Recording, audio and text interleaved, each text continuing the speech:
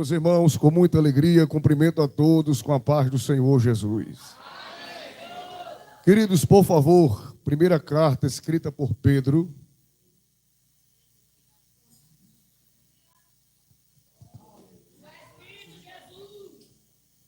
Capítulo 2. Primeira carta escrita pelo apóstolo Pedro, capítulo 2, versículo de número 9.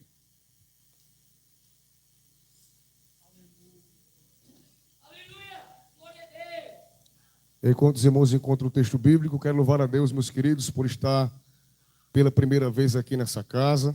Que povo animado. Eu estava dizendo ao nosso presbítero irmão Ricardo ali, povo contente. Jesus é bom. E louvo a Deus por estar aqui com vocês. Agradecer a Deus pela vida do pastor da convenção, pastor Jorge Nilson. Estava conosco, inclusive, na Escola Bíblica de Obreiros, em João Pessoa. Não foi, pastor? Agora há pouco. Estávamos lá também aprendendo com os senhores. Louvar a Deus pela vida do pastor da igreja também aqui, não é isso, senhor? Deus abençoe o senhor, sua família grandemente. Missionária Adriana, Deus abençoe. Obrigado por nos facultar o convite para estar aqui. Quem mediou foi o irmão Samuel. O irmão Samuel, ele faz tudo, né, meus irmãos? Carrega a cadeira, ajeita o povo, faz o agendamento do pregador. É bênção demais. Foi buscar a gente no aeroporto. Irmão Samuel, Deus abençoe você, meu amigo. Sua família. Deus abençoe a irmã Adriana grandemente, seu ministério. É uma bênção demais. Louvar a Deus pela vida da irmã Francisca. Ela disse que era mãe da gente. Irmãos, foram 5 horas conversando. A gente não conseguia mais. Acho que não, o sorriso já estava automático na face com a irmã Francisca no carro. Deus abençoe, irmã Francisca. Crente alegre. Não é verdade, irmãos? Glória a Deus. Quero louvar a Deus pela vida do presbítero Ricardo. Ele não vai pregar agora pela manhã. Não pregou, mas veio interceder por mim. Eu louvo a Deus pela sua vida, meu amigo, viu? É uma alegria, é um privilégio. Os demais obreiros sintam-se todos saudados. Gabriel, Vitor, Deus abençoe. É bênção demais. Rapaz, que coisa boa vê-los aqui. Coisa grande. Irmão Fábio, Deus abençoe, irmão Fábio também. Vamos para a palavra, queridos. Assim diz o texto sagrado. Mas vós sois a geração eleita, o sacerdócio real, a nação santa, o povo adquirido, para que anuncieis as virtudes daquele que vos chamou das trevas para a sua maravilhosa luz. Vamos fazer um lindo coral aqui no 3. Repitamos o versículo 9, que é o tema deste dia com Deus. 1 Pedro, capítulo 2, versículo 9. 1, 2, 3. Mas vós sois a geração eleita, o sacerdócio real, a nação santa, o povo adquirido, para que anuncieis as virtudes daquele que vos chamou das trevas para a sua maravilhosa luz. Sente-se adorando a Deus.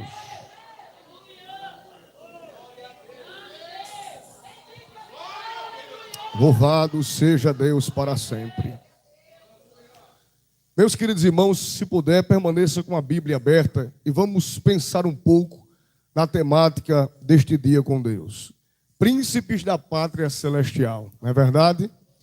Eu quero, queridos irmãos, esse texto bíblico, trabalhar com vocês a seguinte temática: Cristo, a identidade da sua igreja. Repita comigo, diga: Cristo, a identidade da sua igreja. Você vai entender que todo príncipe ele tem que ter uma marca de realeza. E a marca de realeza da igreja é Cristo. Então nós iremos trabalhar nessa visão de aplicação. Amém? Meus queridos, ao lermos a epístola escrita pelo apóstolo Pedro, nós estamos diante de uma narrativa bíblica escrita em meados do ano 60 ao ano 63 depois de Cristo. Pedro, quando escreve esta carta ou epístola, ele traz como tema central o sofrimento por amor a Cristo. Ao lermos, queridos irmãos, esta carta, vemos que ela tem um propósito. O propósito desta carta é oferecer incentivo e esperança e fortalecimento aos cristãos que estavam enfrentando ou enfrentariam algum tipo de sofrimento. Percebemos isto que, no período em que Pedro escreve esta carta, a igreja primitiva sofria uma ferrenha perseguição por parte do Império de Roma. Todos nós somos sabedores que falar da igreja primitiva é falar sobre perseguições, opressões, pressões imperiais.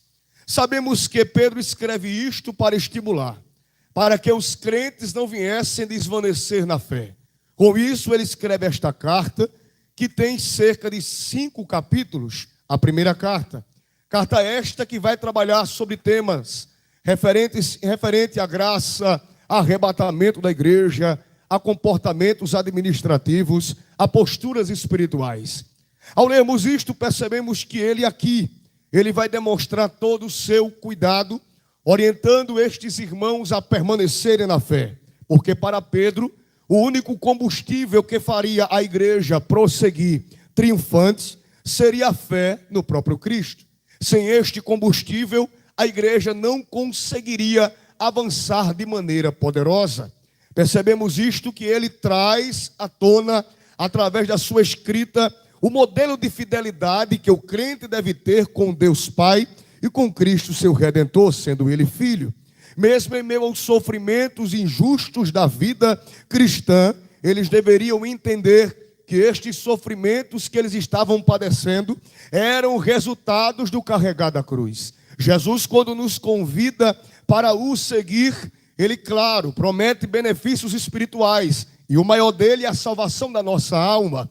Porém, ele disse que se nós quiséssemos o seguir, deveríamos carregar a nossa cruz de cada dia. Ou seja, o evangelho ele traz como aplicação a salvação, porém o resultado desta salvação na vida do crente vai gerar também dificuldades, adversidades e pressões.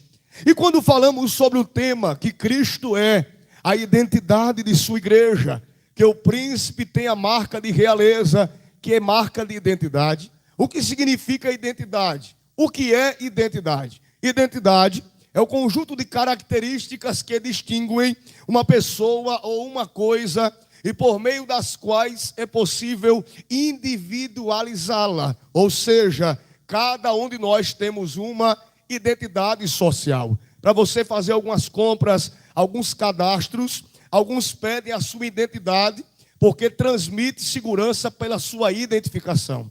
Do mesmo jeito, quando eu falo sobre identidade cristã, a igreja tem uma marca que nos identifica dentro do sistema de trevas. E é isto que Pedro traz a atenção da igreja, para a igreja entender que através dessa marca de realeza, a identidade cristã bíblica por intermédio do evangelho, nos faz sermos identificados como igreja, como geração eleita e como propriedade e príncipes da pátria celestial.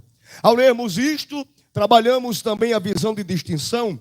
Todos nós temos uma identidade social e somos distintos. A igreja, de maneira coletiva, ela é distinta. O que significa ser distinta? Ser diferente. Ser distinta se remete a ser individual. Individualidade. A igreja coletiva, ela é distinta e tem a sua individualidade, que é o conjunto de atributos que distinguem um indivíduo ou uma coisa. A igreja de Cristo, a igreja bíblica, ela é totalmente diferente dessa igreja não bíblica, extra-bíblica, que vemos que tem crescido no Brasil. Pessoas que estão centralizando a pessoa ou o homem, cultos antropocêntricos, e retirando a essência do evangelho genuíno, porque para eles é mais fácil arregimentar a massa, trabalhando temáticas que visam alegrar você, massagear o seu ego, do que tratar o evangelho da cruz, ou o evangelho genuíno. Porque o evangelho genuíno de Cristo Jesus, ele vai confrontar as nossas misérias. O evangelho genuíno, ele vai confrontar as nossas mazelas. Até porque aqui, por mais pentecostal que eu seja, por mais pentecostal que você seja, você é miserável pecador. Se você não vigiar, a carne reina. Então vivemos diariamente uma luta contra nós mesmos, contra a nossa carne e contra o diabo. Existe um grupo de arregimentações que giram em torno de nós para nos desfocar da nossa verdadeira identidade. E por que eu medito com vocês neste dia com Deus, neste tema tão rico Diz 1 Pedro 2, capítulo 2, versículo 9. É porque vemos uma necessidade da igreja, literalmente, defender de forma potenciosa a sua identidade. Por gentileza, pergunte para alguém e diga assim: você como igreja, como anda a sua identidade? Se Cristo é a minha identidade, significa dizer que eu tenho as características de Cristo em mim. Vou repetir. Se Cristo é a minha identidade, se eu como príncipe de Cristo tenho a marca da realeza, a marca do senhorio de Cristo em mim, esta identidade significa dizer que eu tenho essas características. Eu tenho que ter as características dele. E para você glorificar com mais força, todo aquele que tem a identidade de Cristo, que preserva a identidade de Cristo, tem as impressões digitais de Cristo. Então todos nós, quando andamos, temos as impressões digitais de Cristo. Por isso que quando o diabo ele olha para você, ele não vê a sua pompa, ele não vê a sua qualificação acadêmica, por mais que seja essencial. Ele não vê a sua beleza, a sua estatura. Ele não vê a sua oratória, o seu poder de homilia. Quando o inimigo olha para você, ele vê uma marca. Labaracama. Tu pode glorificar a Deus pela palavra nesta manhã? Quando ele olha para ti, ele vê que tem uma marca. Tu tem uma identidade.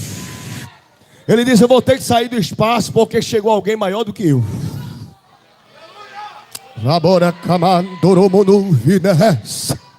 Respostas sobrenaturais.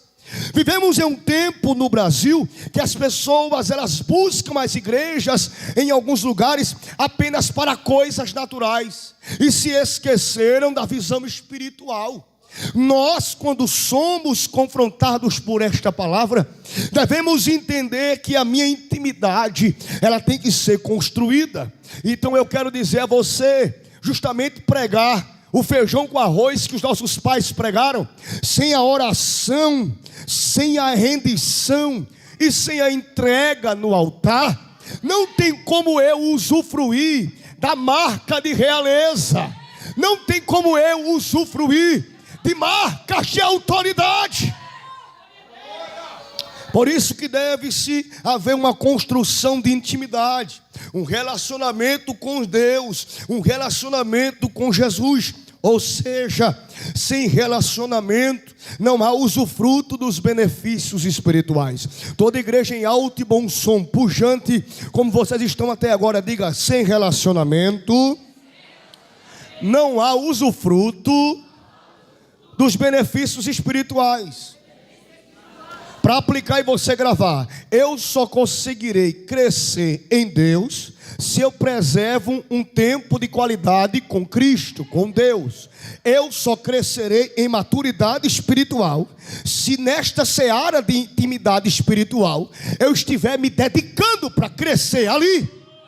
Por isso que há um problema, irmãos. O ambiente de igreja deveria ser o ambiente mais pacífico de todos, apesar de estarmos diante de pessoas com culturas diferenciadas. Mas eu digo pacífico no sentido de que, se todos nós vivêssemos aqui como família, como igreja, como eclesia, valorizando o crescimento de maturidade espiritual, problemas pequenos da nossa igreja não tomariam proporções gigantescas ao ponto de dividir departamentos, ao ponto de dividir conjuntos, ao ponto de dividir ministérios. Por quê? Porque nós, quando crescemos em maturidade, nós temos a visão de koinonia, a visão de comunhão. Por isso que Pedro está escrevendo esta carta. Ele está dizendo aqui nas entrelinhas: se vocês não valorizarem a maturidade espiritual que vocês só conseguem em Cristo, o inimigo entrará no meio da seara da igreja e vai desfazer tudo aquilo que foi construído por longas décadas de dedicação ministerial apostólica. Para aquilo que foi construído não se desintegrar com o tempo, eu tenho que fazer parte desta manutenção como pessoa, como crente em Cristo. Porque eu não posso apenas me confiar no pastor da convenção, pastor Jorge Nilson. Eu não posso apenas me confiar na missionária Adriana Melo, por ser um instrumento de Deus, pelo irmão Ricardo, por ser um grande pregador do evangelho, pelo irmão Thales que vos prega. Nós como igreja temos que fazer a nossa parte com o nosso comportamento individual diário. Todo dia quando eu me levanto, eu tenho que entender, o céu está aqui. Todo dia quando eu me deito, eu tenho que entender, o céu está aqui. Por quê? Porque eu sou igreja. Aonde a marca da realeza está, o céu está. O Filho está, o Pai está. Aonde a igreja está, Cristo está presente. Diga amém, meus irmãos, por esta palavra. Então Deus nos atrai a atenção nesta manhã, para crescermos em maturidade e usufruirmos desta marca de realeza. Agora vamos para o capítulo 2 da primeira carta escrita por Pedro. Eu gosto muito dessa carta. Por quê? Porque antes, missionária Adriana, de Pedro escrever esta carta no versículo 9 e dizer que nós somos geração eleita, olha o que Pedro está dizendo no versículo 1: deixando pois toda malícia, todo engano e fingimentos e inveja e todas as murmurações. Se tiver alguém aqui hoje malicioso, se tiver aqui hoje alguém com engano, se tiver aqui hoje alguém com fingimento, se tiver invejoso aqui nesta manhã, e se tiver murmurador, eu tenho uma notícia péssima para você, porque o fogo de papai vai te pegar. Ele vai te queimar direitinho, para te deixar no ponto, para servir a Ele com alegria e com autoridade espiritual.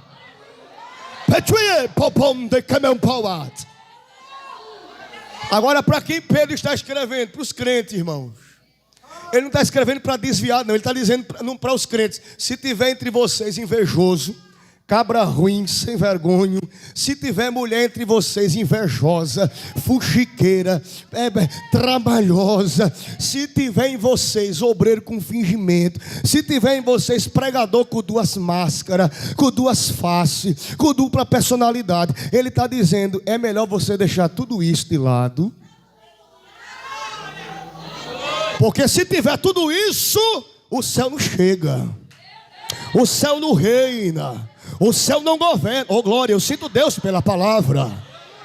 Então Pedro está dizendo para Deus, oh glória, em Cristo operar em vocês um derramamento potencioso de autoridade, para vocês conseguirem vencer as perseguições imperiais. Para isso, vocês devem tirar do meio do arraial o embaraço que está atrapalhando de Cristo operar. E uma coisa que eu digo a você, por mais que eu pregue aqui 1 hora, e se você não quiser fazer o que Deus está mandando, nada na sua vida vai mudar. Está vendo este dia com Deus? É de manhã de 9 às 8 da noite. Se você ficar de 9 da manhã a 8 da noite e não se dispuser diante de Deus, eu quero mudar, eu quero ser mais crente, eu quero ser mais rendida, Senhor, eu quero ser transformado em Ti, Senhor, eu quero mudar o meu caráter, a minha personalidade em Ti. Se você não fizer, não vai adiantar nada esse dia com Deus para você. Agora, se você veio nesta manhã dizendo, eu estou aqui, Senhor, rendido no Teu altar, eu estou com o coração aberto para ouvir a Tua voz. Se for conserto, me conserta. Se for para ser quebrado em Ti, me quebra, pelo menos eu me quebro na Tua olaria. Se for para trabalhar com a minha intimidade, trabalha. Porque o que eu quero é possuir a marca da realeza. Eu sou príncipe, eu sou princesa da pátria celestial. Ei, daramai, adaragai. Desejai afetuosamente como meninos novamente nascidos do leite racional. Repita comigo agora, dê um grito, diga leite racional. Leite racional. Sabe o que Pedro está dizendo aqui? Meu Deus do céu, a Bíblia é tremenda, irmão. Vocês precisam ter desejo pelo entendimento bíblico. Eu não sei se vocês vão concordar comigo, pastor José do Senhor, mas a gente vive uma crise de pessoas que não entendem o que estão fazendo dentro da igreja, da seara do corpo de Cristo.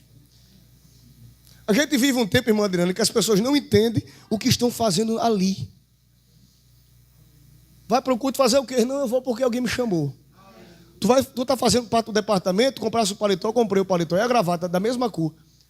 Tu sabe por que tu está no departamento? Não, eu estou indo porque não tenho que fazer nada em casa, eu estou indo para o departamento, fazer parte do departamento. Tu tá querendo pregar, mas tu tá querendo pregar para quê? Olha a visão do povo. Não, eu quero pregar para ficar rico, porque é tão bonito ver os pregadores andando de carro novo. Tu não sabe um texto do processo que a gente passa. Tu quer cantar por quê? Não, é porque eu vejo a irmã Adriana, a missionária Adriana, cantar, é uma bênção de Deus. Quer dizer que tu tá olhando para alguém, vê que a bênção que está ali não passa situações adversas, não? Primeiro ponto, o propósito está errado.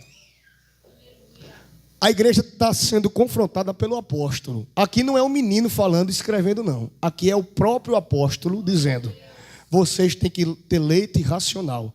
Quando ele fala aqui, meninos novamente nascidos, ele está falando sobre transformação, regeneração espiritual, desejo, anseio pelo conhecimento. O leite racional fala de maturidade cristã. Aí ele diz: não falsificado. O que tem, irmãos, muitos lugares aí, o leite misturado com água, leite adulterado, escritura deturpada, troncha torta, e o povo comendo. Aí Pedro diz: olha, amarai, o leite não pode ser falsificado, não. Se tiver alguém dentre vós, sem centralizar as escrituras, trata esse negócio. É Pedro, viu? Por quê? Porque ele entende que quando eu não bebo leite falsificado, olha o que ele diz: vocês vão crescendo, crescendo. Diga comigo, crescendo. Para a igreja crescer, ela não pode tomar, ou se embriagar, ou ingerir um leite falsificado. Aí ele continua: para que vocês possam, ou se já provaram que o Senhor é bom. E ele continua: nós somos pedra viva. Ele fala que Cristo foi rejeitado. Ele fala que nós somos pedra também em Cristo. Ou seja, fundamento, base. Aí agora ele entra falando sobre pessoas no versículo 8 que se viram de tropeço, de escândalo. Quem me ouve, diga amém. O versículo 8 ele diz: muitos sofreram de tropeço, de escândalo. Para que aqueles que tropeçam na palavra de Deus, sendo desobedientes, para o que também foram destinados. Ou seja, quantos escândalos não estamos vendo no nosso país? Quantos escândalos não vemos no Brasil, no mundo como um todo? É escândalo no poder jurídico, é escândalo no poder legislativo, é escândalo no ministério, é escândalo em muitas igrejas. Pedro já alertava a igreja há séculos atrás, dizendo que muitos serão pedra de tropeço, de escândalo. Porém, para estes terá o juízo. Quando eu lhes digo, neste momento, que a pedra de tropeço, de escândalo, eu não estou desmotivando você de viver uma vida de fidelidade, porque se alguém tropeçou, ore por ele, para que Deus o restaure, porque isto é o dever da igreja bíblica.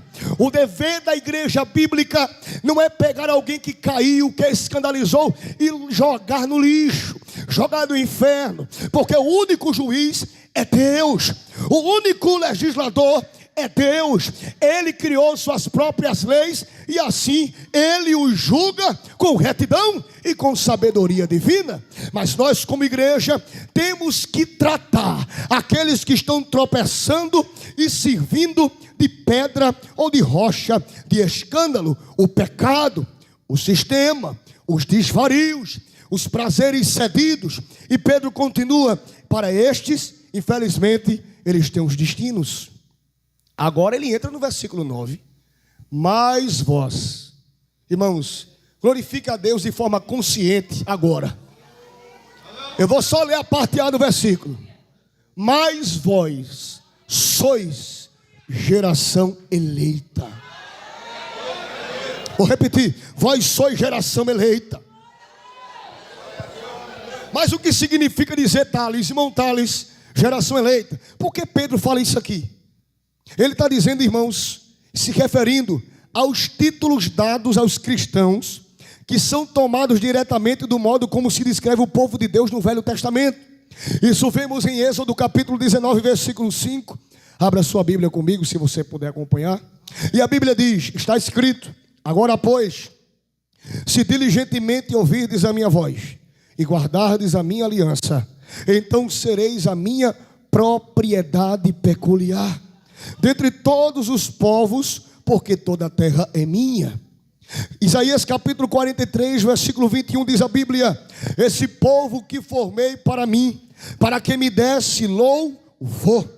Você percebe que toda vez, glória pela palavra, que Deus dirige a palavra para o povo, Ele fala sobre propriedade, Ele fala sobre posse, pronome possessivo. Deus está dirigindo a palavra para o povo como sua propriedade particular, como a geração que foi separada e especificada pela palavra para ser diferença. Por isso, quando eu remeto sobre geração eleita ou falo sobre isso, significa que nós, como crentes, assumimos o título como o povo de Deus, como Israel de Deus, raça eleita, com direito a todos os privilégios, chamados para aceitar as responsabilidades de povo escolhido de Deus. Que privilégios são esses? Primeiro, um sacerdócio